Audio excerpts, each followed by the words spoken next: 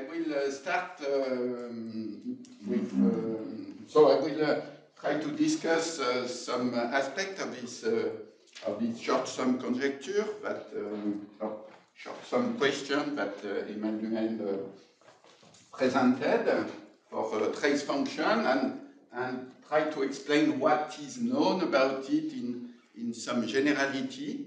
I will try to limit the input from say étale cohomology to the minimum, in fact to the fact of using black boxes, and these are really, I think now, the state of the art as a shape of good black boxes. So, and maybe I will describe some of the process we use to address short exponential sum, and it's very much coming from analytic number theory. So I expect it can be further triggered, improved, maybe to new results. Okay. And but to new results which should be quite general. So I will start with where basically Emmanuel ended. So he mentioned at the very end, then there is the famous bound of Burgess, which is the case where the trace function is a multiplicative character, and so then what Burgess proved is that so I will replace x by n here, and so that you have this bound for chi Dirichlet character of prime conductor. It is bounded by n 1 minus delta as long as n is bigger than q to the 1/4 plus eta for some delta and eta positive, absolute. So eta depending on or delta depending on eta plus plus eta. So here you see you improve the Polyavino-Gradov range quite a bit. So from q to the 1/2 to q to the 1/4, and I will recall how Burgess did it.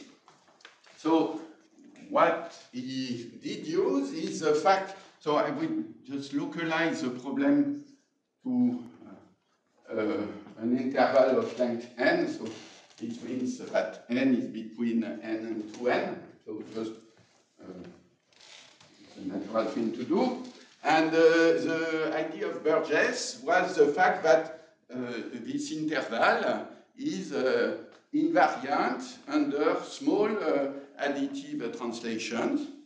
And he played with this on the end of the invariance of the interval under additive translation and the non-invariance of multiplicative character under additive translation. So, and it's called the plus AB trick sometimes, and I will rephrase it as a plus UV trick,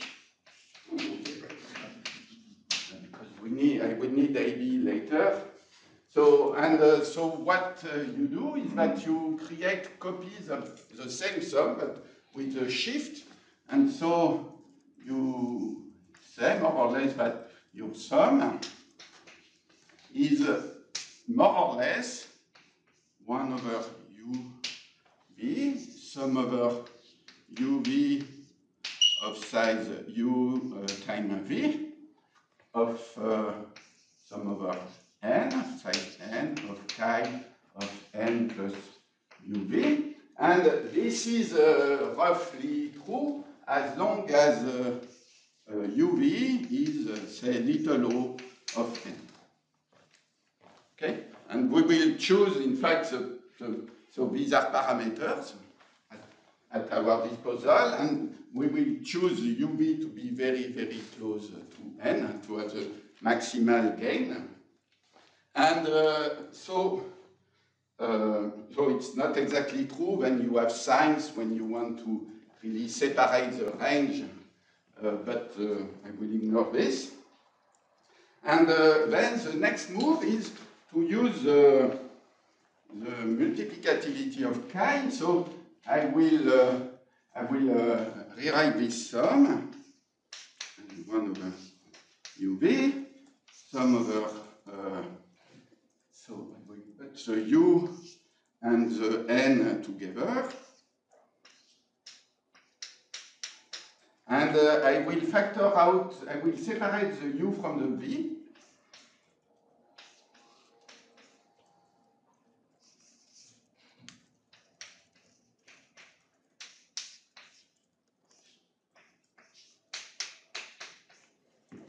Okay, and so I'm bringing the u together with the n, and I can separate, I can pull out this factor chi of u bar that I will just see as a number of bounded by 1.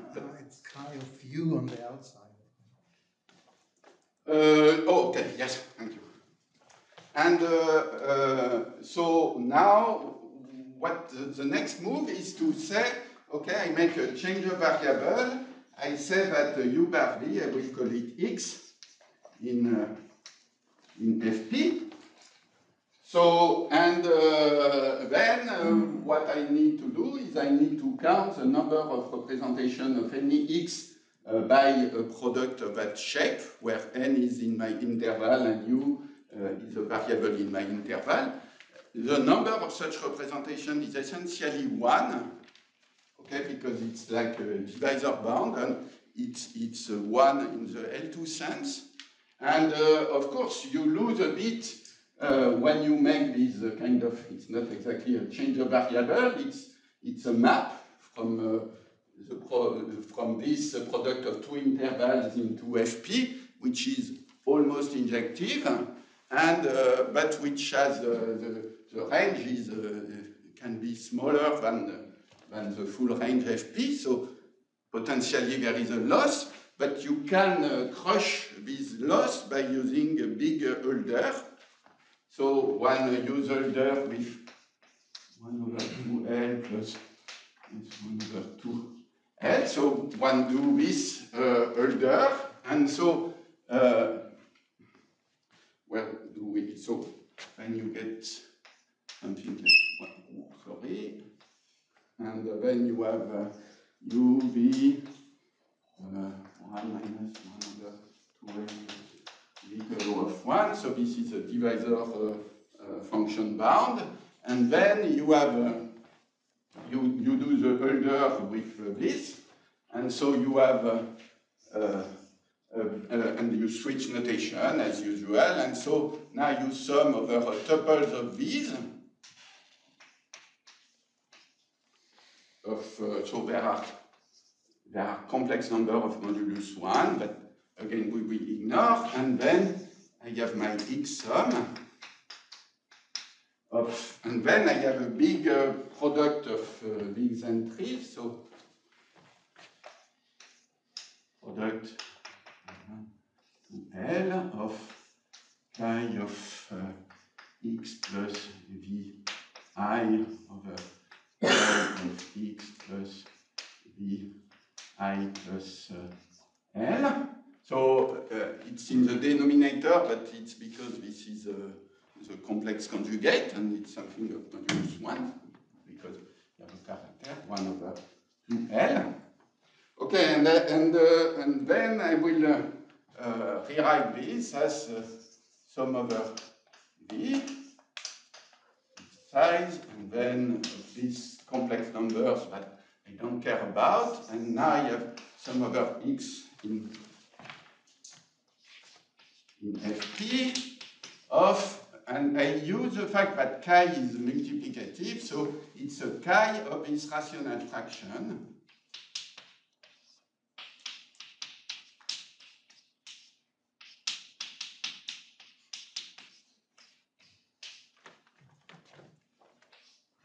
Okay. And this chi precomposed with the rational fraction, this is a trace function, so to which one can apply, it's it's not, at this stage, it's not the Lean theory, it was Veil bound. And so, okay, and so usually one expects that this sum to be bounded by p to the 1/2, where this constant depends on L, and so the complexity of chi is absolutely bounded. But of course, this is not always true, because if your vector V is in a kind of a diagonal state, so for instance, is Vi equal Vi plus L for every I, then this is a constant fraction, you have zero cancellation. But this diagonal situation, it does not occur very often. So the finite bound here is, so you have the bad case, which is the diagonal case, which is V to the L times P, and then you have the generic case, which is V to the 2L times P to the 1/2, and all these guys are at this power 1/2L. And so then you edge your inequality by choosing V to equal so that these two terms are equal. So you take V equal P1/2L, so it determines your V. You choose the U to be essentially N/V, and then you put this bound inside this original bound, and you get a Burgess bound.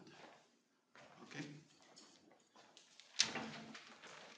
So, and you get, you get at this 1/4 if you perform. So again, you choose UV is almost N,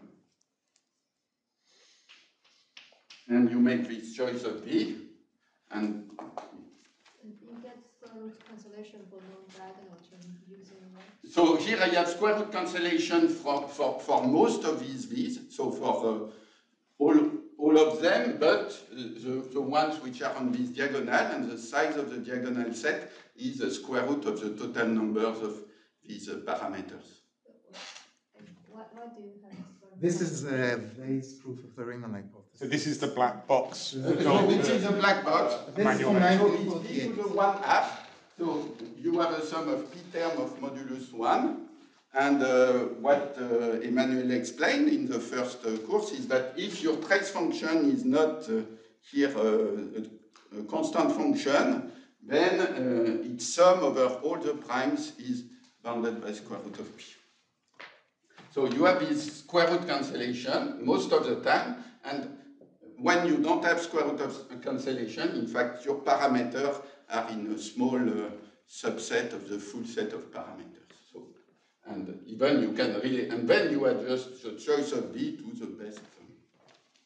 So, and okay, so this is the Burgess bound very quickly.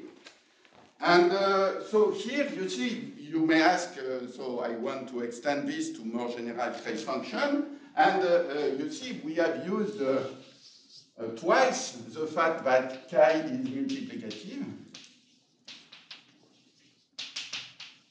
See, we have used it at this stage, and we have used it at this stage when we replace this this product of trace function by a single trace function evaluated at a more complicated rational fraction.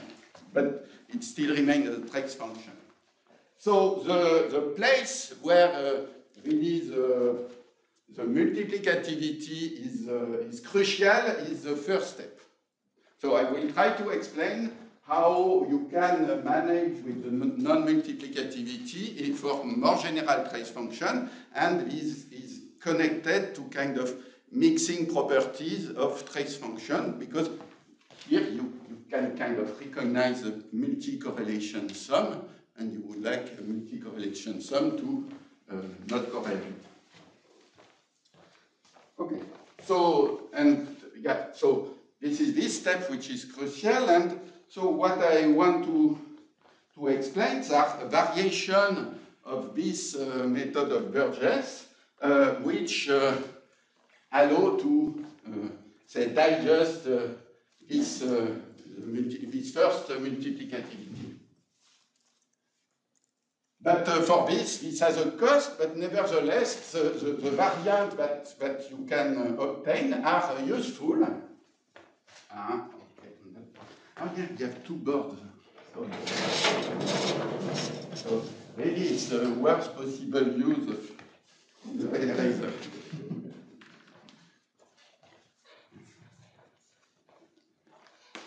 Especially for a Swiss. So, okay.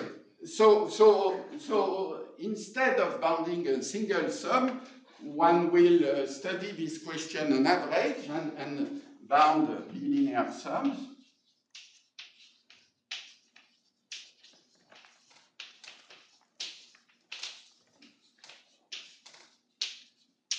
So bilinear sums, these are sums of the shape m n size n times n of alpha m beta n t of n n. So I take t trace function. So, okay, and let's say alpha and beta are complex number of modulus bounded by 1, and so the objective would be to prove that this is little o of mn 1 minus delta as long as, say, mn is big. Q. Okay, I will, so for mn big enough. And so these are really, you meet them very often in analytic number theory, and even with general trace function, and you have a, so these are called usually type 2 sums in the theory of primes, and you have also the type 1 sums, which are a bit easier, where the second variable, say, is a smooth variable. And again, so still the problem is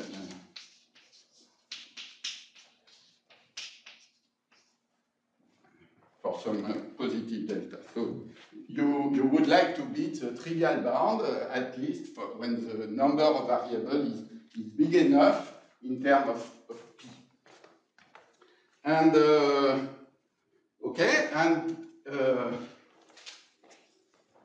so here is maybe a theorem which was proven in various instances in the past, and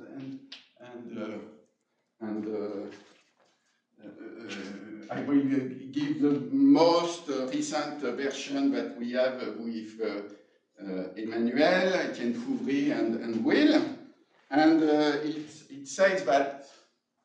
Okay, so there are further previous cases before. So assume that Mn have a little bit of size, so Mn are a little bit big, and Mn not too okay, less than p, just to fixate these, and so one has. So you have what you want in the case of type 2 sum. So one has type 2 wish. So if Mn is bigger than p to the 3/4 plus eta for some the same small parameter eta, and you have the type 1 wish. If so, then you have a slightly better condition. So which is Mn bigger than p1 plus eta. So what maybe is interesting to look at is a case where m is equal to n, and so you see, when m is equal to n, so you have that m equal n is bigger than p to the 3/8 plus 8/2 is okay. For the type 2 sums, and for the type 1 sum, you have m equal n is bigger than p to the 1/3 plus 8/3 is okay.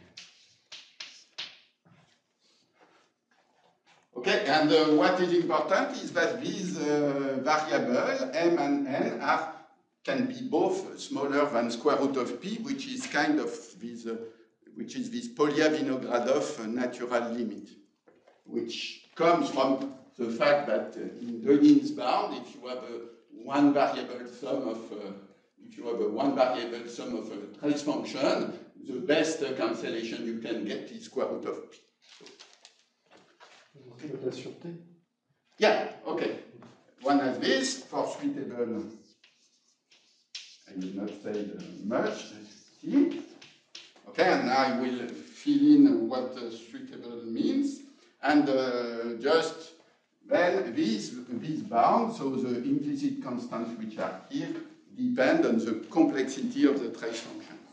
Do you get primes for this condition? So we did only for the case of primes. In the case of not primes, so then you know you have other games that you can play, like Van der Corput and so on. So here we focus on primes because you limit, you try to give non-trivial bounds with one hand tied in your back, and then with two hands tied in your back, and then you try to tie your legs. So what you can imagine is that if you have such a non-trivial bound for, in the case of primes, then you could try to run in the case of composite moduli, Q van der Corput method, and then beat what the traditional Q van der Corput gives you. So you have a lot of games that you could play as you wish. So, but we single out the prime case here to focus on of what we know. And so, okay, what is suitable? So maybe the suitable, the first case where a theorem of this kind was obtained, it's due to Karatsuba and Vinogradov.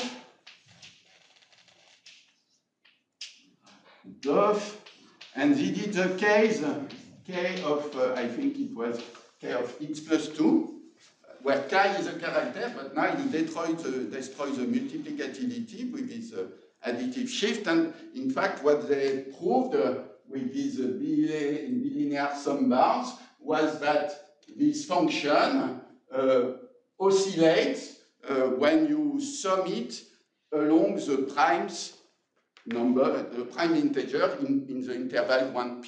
So you take the primes q, which are less than p, you sum this trace function along these primes, so with a small subset of the full interval, and you still get cancellation.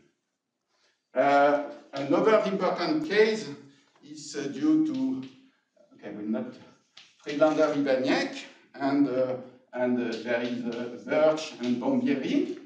I still didn't understand this Karatsuba-Vinogradov. So what is the sum that they look at? They look at this trace function at, I think they did the type 1 sum for this specific trace function.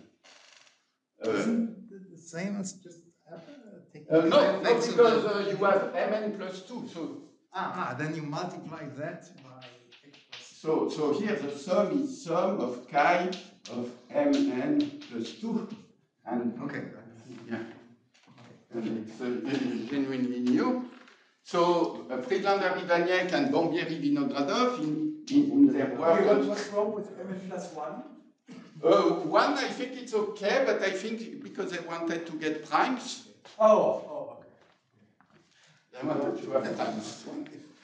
And so Friedlander-Iwaniec can get any shift you work, even a varying shift with Q or with P.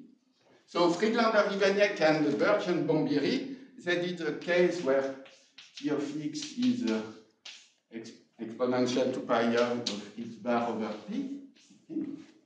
And it's in their work on the ternary divisor function in large arithmetic progressions. And so with, so not Friedlander, it's Fouvry and myself. So some time ago, we did some cases where the trace function is a polynomial phase, so which was not a quadratic polynomial. It was a bit restricted. It was not a full polynomial, but a quasi-monomial. Anyway, we did some case of that shape, and then with Emmanuel and Will, so we did the case of Klosterman sums, so KL2, and later all the hyper-Klosterman sums, KLK. No, we did it in the same paper. In the same paper? Okay. But what we did, and pizza, okay. Okay, but okay, K I have not introduced them. And okay, and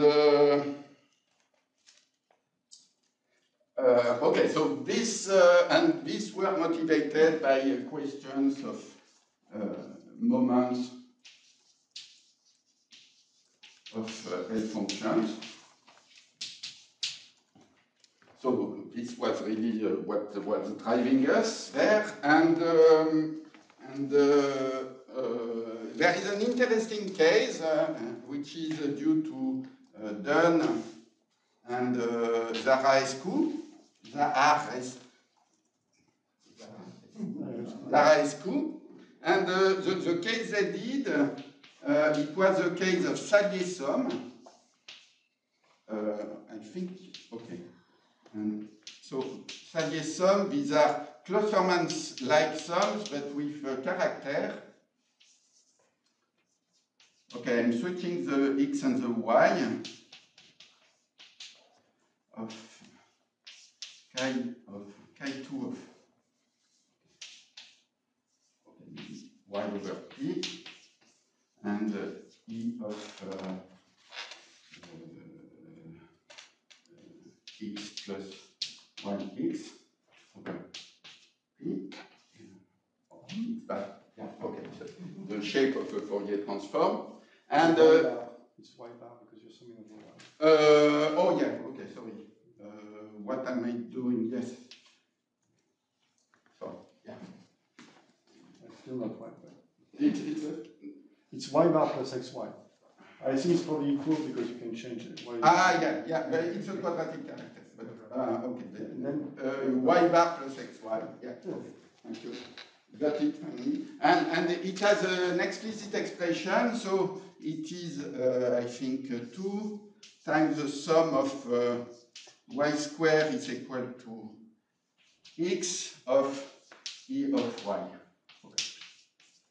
Okay, and it's you see, it's a bit, it's a square root phase in a certain sense, because you sum over the square root of x, the 2 square root of x of your exponential, and okay, and the method of proof of this case is very different from the proof that we give here. So here, the proof really use Diophantine approximation and the distribution of squares in arithmetic progression, something that Zaraescu is a big specialist. And it was motivated by moment for L function, but of L function of half integral weight forms. But I mentioned this case because it's really completely different from what I will explain. Even if these are trace functions. Okay, and I want to maybe the current state we are at is that now we have something very general. Okay, which is so this is Fouvre again, and so then we have something so quite general. I will give the precise or maybe a more precise condition later when if I have a chance to reach this point. But probably I have a chance. So, but quite general, and just instead of saying what quite general means, what you could do is you could take any, say, your favorite Klosterman sum, when it is not the Salier sum. So you take the Klosterman sum and you precompose with any rational fraction, which is non-constant, and even you can post-compose it with any irreducible representation, so to take any symmetric power of, so to speak, of these Klosterman sums. So really, and for instance, you can just the simplest case I can see, which could be possibly be useful in primes in large arithmetic progression. It would be just additive shift. I think maybe you will use it. No, but I mean just for Klosterman sum or free Klosterman sums with the rational function of your choice. So, and the proof here is very different from the proof that we had here, which was kind of ad hoc-ish. And here, in a sense, the proof is soft, and I will try to explain it. And it's soft if you have a big black box. And even we could do slightly more general sum, which was necessary for the application we had in mind. So we wanted to put not even. Sorry? Non, rien, je parle. Okay, so even you could have something bilinear, but here when you have a more general monomials than just standard the standard quadratic split quadratic form, so and A and B are in Z and non-zero. And so it's really very general, and you can do a lot of general hyper-Klosterman sums, so more than the one, and it's necessary for the application. Okay. Okay, so what I will try just to get with the to discuss the type 1 sum. It's a little bit simpler, but for the type 2 sum, you are just Cauchy-Schwarz away from the type 1 sum, more or less, morally.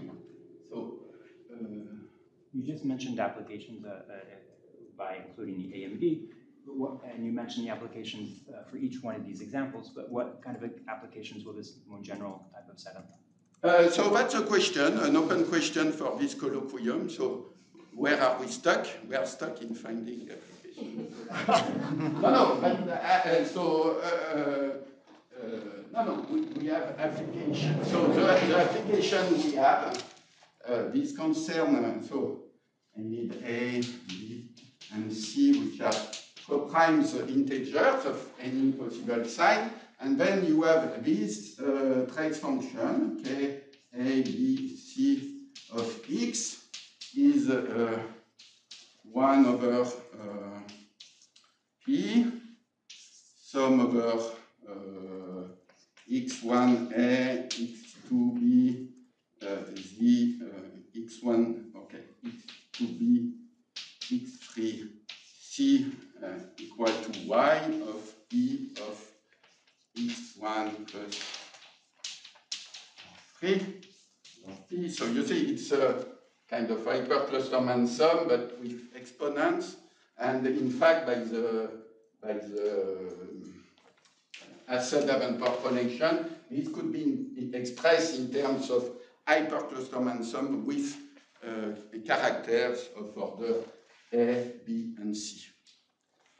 Okay, and you see, and the treatment of this sum, it was not possible to do it with all what we had in that paper. So we need some kind of generality, and the A and B which are here are the same A and B which are here. Okay, maybe I should split the application. So what we are studying, it's a cubic moment. So K mod Q of L of Ki. So people have known that we have worked on this for at least 2 years, and we are getting more and more cases of this having an asymptotic formula.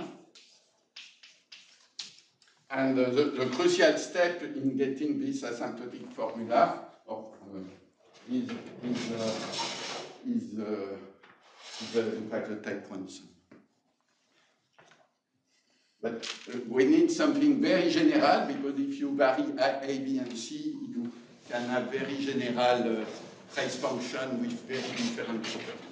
So we cannot do all ABCs, because you see there are outliers, but now we can do a lot. So before we could not do 1, 2, 3, now we can do 1, 2, 3, but we cannot do 1, 2, minus 3. Not yet.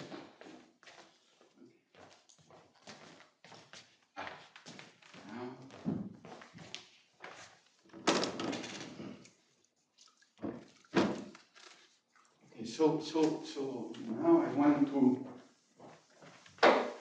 give an idea of the mechanism.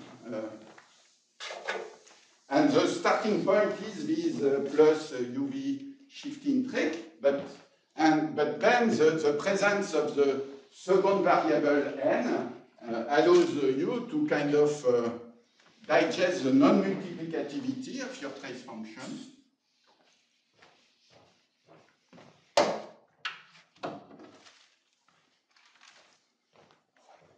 So again, so let's just have, okay, it's erased. So let's look at the type 1 sum. So the type 1 sum, it will be 1 over UV, sum over UV, okay, and sum over Mn of your trace function of K of Mn plus n plus UV. Okay, so I'm shifting the n interval again, so UV is little o of n. And now I do the same thing, so I factor out the u. You forgot the alpha. I forgot the Alpha, the coefficient. Alpha m. Yeah. And then I factor out the u, so you have my u here. I have my u bar n, and then I have my v, which is alone. And I do the same thing, I do the change of variable, so I will call it this R, and it is in Fp, and I will call it S, it is in Fp star, and of course I lose somewhat when I do this map. It's even less surjective than before, but it's still almost injective, at least in the L2 sense. So I do there, and so it leads me to sum over the tuple.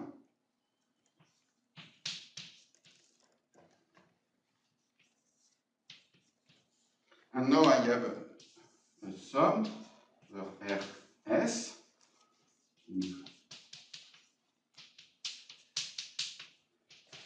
And now I have a big product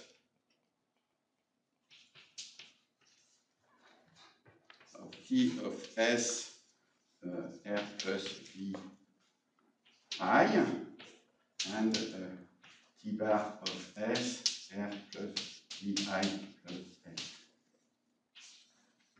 Okay, and now I want to kind of play the same game as in the purpose case. So the key difference is that now I have a sum of, so this is a product of trace function, so this will be a trace function. And but it's now the base is two-dimensional, it's over this Fs.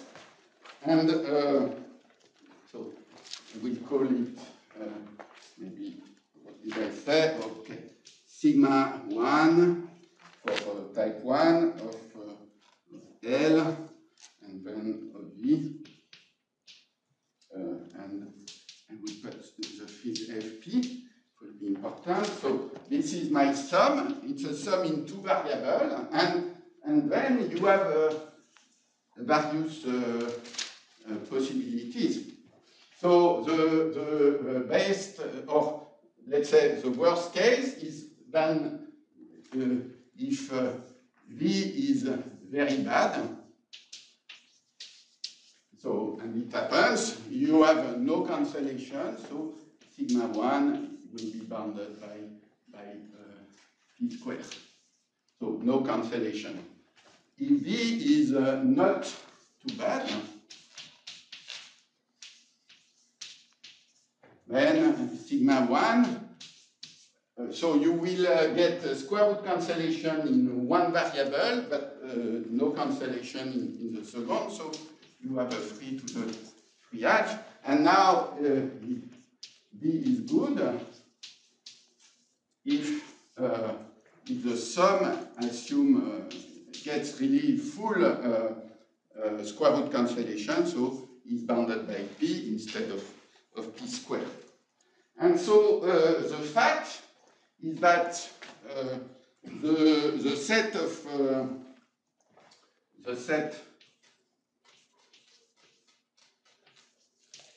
of very bad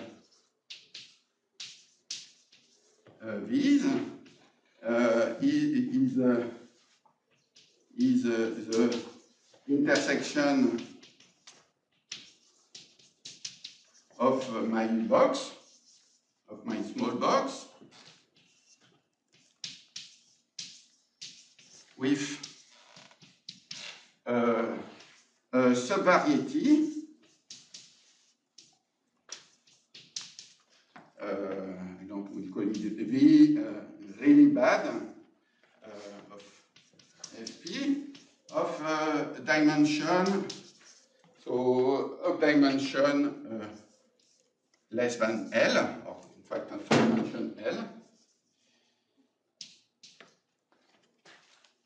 or connected component are with L. The not too bad that these will be the intersection of my box with a subvariety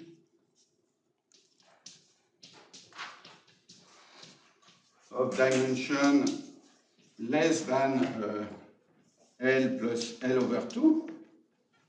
And then you have the good set, which is the complement, which is almost all the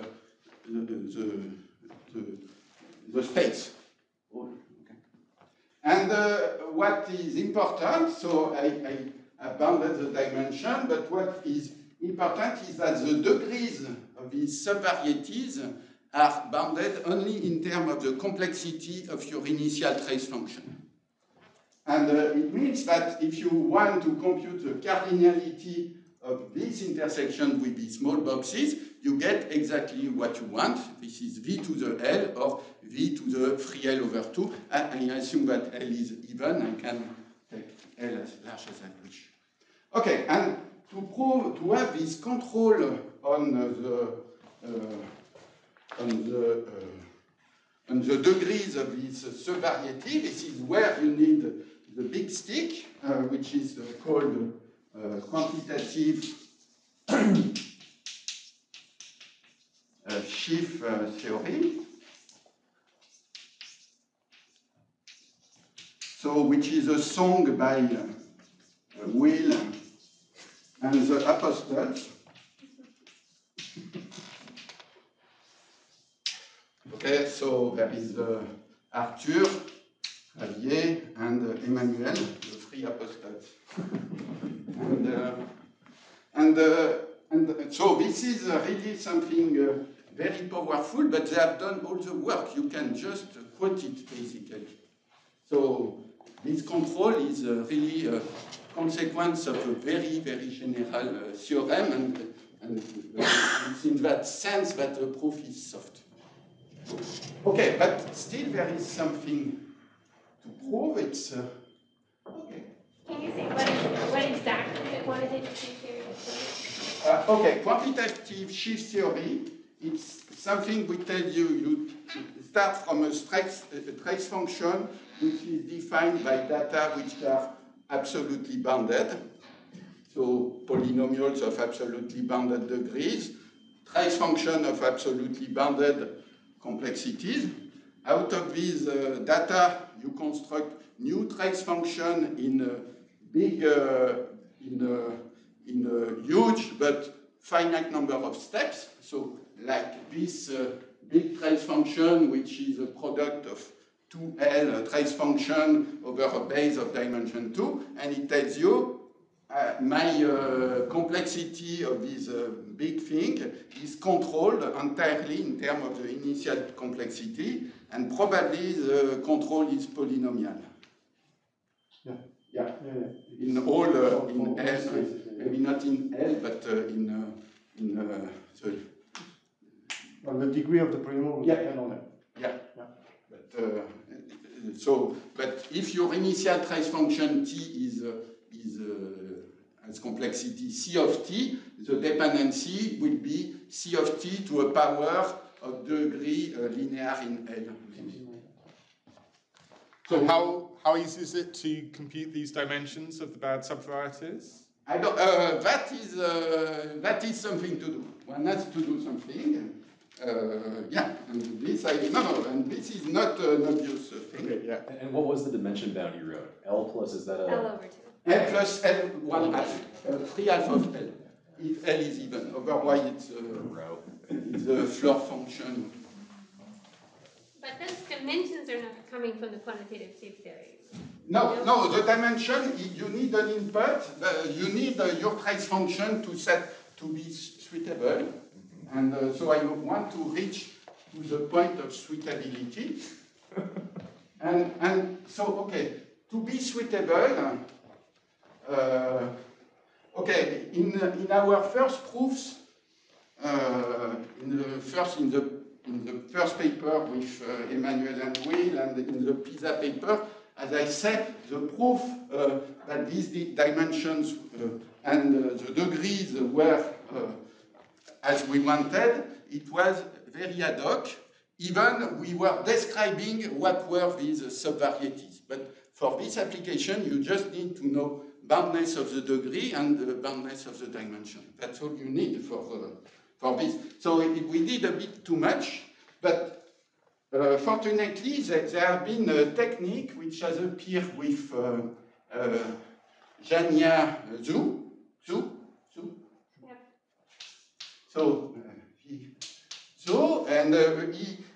He used this technique to handle high-dimensional exponential sum involving characters, so Dirichlet characters, and the technique is called size the moment. And what does it mean? It means we will compute a big moment of this sum. So over the full base, so we'll compute sum over V in Fp to the 2L of this sum. So you see this sum, it's something depending on some L, and we surmise with a 2L moment, which will be very big. And what we will show is that this moment is bounded, okay, by P to the 2N plus 2L plus P to the 4N plus L. And if you look at and this constant here depends on the sheaf. Okay, so what you can see is that this moment bound, if M is big enough, it's compatible with my claim, but it is not sufficient to prove the claim. So to prove the claim, what you have to do and what you have to know is that a trace function, and this is where algebraic geometry comes in, but not in a very too sophisticated manner. Suppose you have a trace function over Fp. For free, your trace function comes with a bunch of trace functions for any finite extension of C. Okay, it's a part of the package. And for instance, if you take your additive character, the EPK, it's very simple. It's you precompose with the trace of the extension to the base field.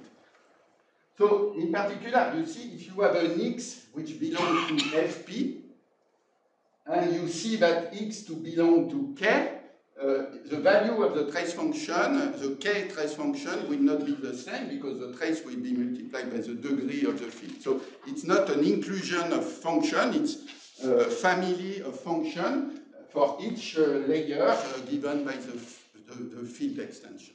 And it's valid in general, and this is essential for what I want to say. So, in fact, the bound for the moment, instead of Fp, you need to prove it for any K, and then you need this proof for K and K. And this is why Emmanuel, in his talk, he was speaking of a trace function over K and not necessarily over P. Really, it's important to have this. Okay, and so once if you have this bound, then you can, if you know this bound, then you can infer the bound on the dimension. And just I want to give you a sort of small idea of why this is true. But I would just take just the basic case because Emmanuel did not open too much the Pandora box, but so if you say, suppose take a trace function over K, so it will be your Tx K. This thing, it will be an alternating sum, and then the length of the sum will depend on the dimension of the base of trace of the Frobenius minus 1 to the I. Minus 1 to the I of the Frobenius, so the absolute Frobenius at P to the power D acting on Okay. Oh, the degree. D. Okay. D is the degree of K over Fp. And these are cohomology group. I don't say what they are. But so you have this D, this extra variable, so to speak, which is this K or this degree. And okay, and then you deduce bounds for trace function from bounds for the trace of this Frobenius acting on this finite dimensional space. Okay, but suppose that you are happy because you can bound this, but suppose you have bound for this, But suppose you want to know what is the dimension of this space. So the way to do this, so suppose that, for instance, that the eigenvalue of this endomorphism, okay, you can be acting on this H are 1. You don't know them, but you know they are Y in modulus. It's slightly false, but I just want to give an idea. Okay, they are not 1 because at modulus 1 or okay, or at modulus PW. Then well, you can still get the dimension from knowing all these traces just by saying that the dimension of this geometric invariant is 1 over k to the maybe w over 2, k to the w over 2 times the lim sup of the absolute value of these traces. To the d as d goes to infinity. Okay, so you use the iteration of this endomorphism to deduce the dimension, which is a geometric invariant, from, again, because you have a vertical direction. Is this from Juan Power sums or something? Sorry? It's much easier. It's much easier. much But that's the same spirit. Yeah. But it's the spirit, yes, absolutely. Of so the paper of Foulet, where I learned this, the first two-dimensional cases. It's exactly this principle, but you can again use it it's completely general. You have an endomorphism, unitary endomorphism in a finite dimensional space. The dimension of the space is obtained by iterating large power of the endomorphism. It's contained in this. So this is why you need to have this bound for all the case, and once you have this control, you can control these degrees. Okay, it's a kind of rough thing. And now I want, just because it's a step which is really analytic, so I want to discuss what you do with this moment. And then I can start my turn and finish. So, but this is really the step that I can do and you can do.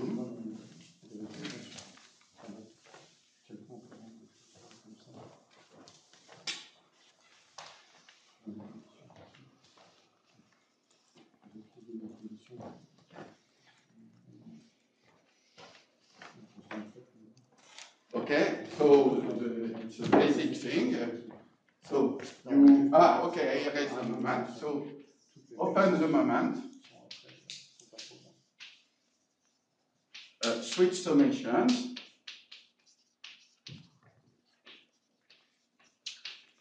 And factor the moment. Factor into a moment. So you are a big moment, so sum over V, of my sigma 1, which is, I recall you, this sum is the sum over f s of to the power 2m. You do this step, so okay, and it's completely algebraic, so the fact that you are over a general field is really nothing. So if you do just this step, it will be sum over tuples f s in k what do I need?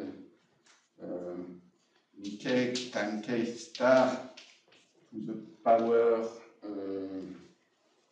2L of sum over V in K of product product of j equal 1 to m of t of si of v plus ri, t of si plus m v plus ri plus m, and here to the power 2l.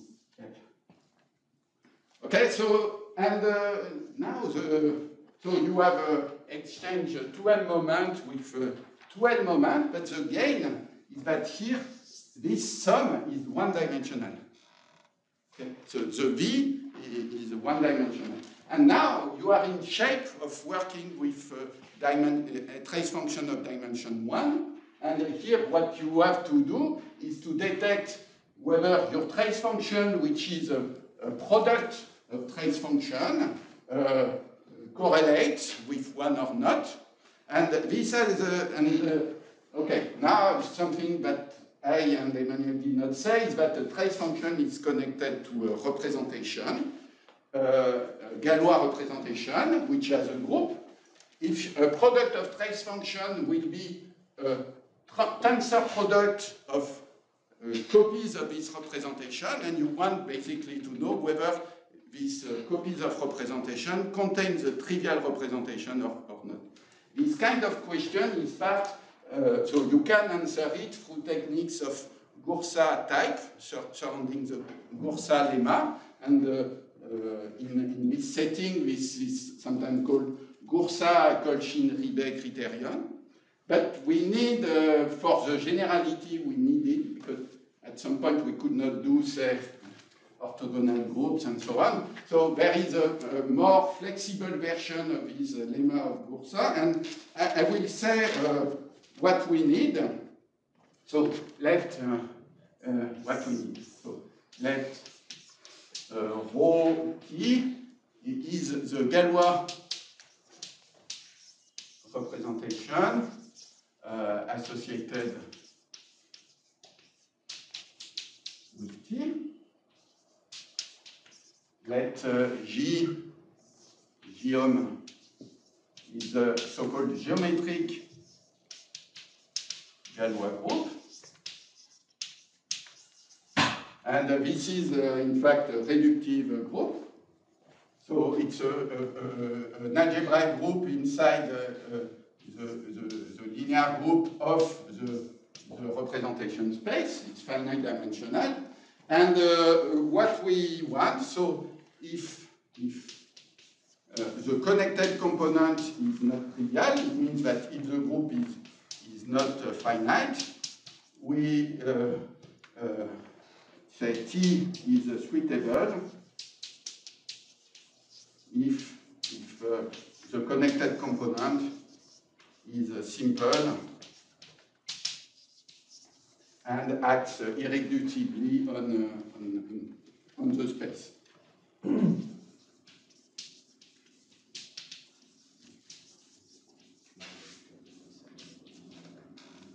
And if it could be that the geometric monodromic group could be finite, and in that case, what we require is that the geometric monodromic group is close to be a simple group.